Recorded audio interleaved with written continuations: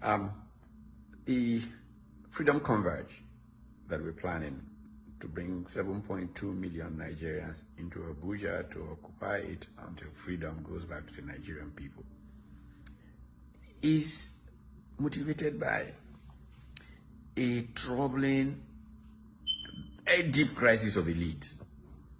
I mean, there are those who, I think, of it as a Tinubu problem, but it's much more than that, much worse. He may be a stimulant in some ways, but the crisis is deeper and much worse. And if we don't halt it, there will be no future, I can assure you. Now, Pastor Bakare, in enumerating some of the sources of that crisis as a Tinubu problem, has talked about state capture, which I've talked very often about.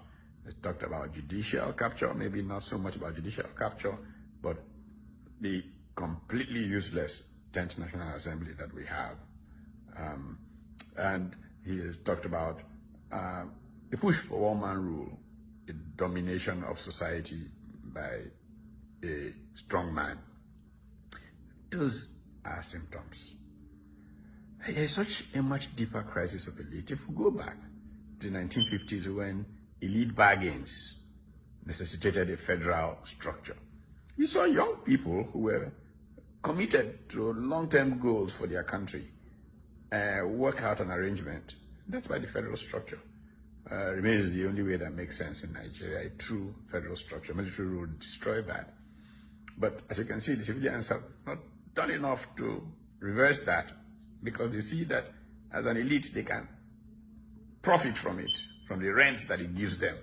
The long-term good of the Nigerian people doesn't seem to quite strike them when they get this opportunity to take care of themselves. And this is really the Nigerian tragedy.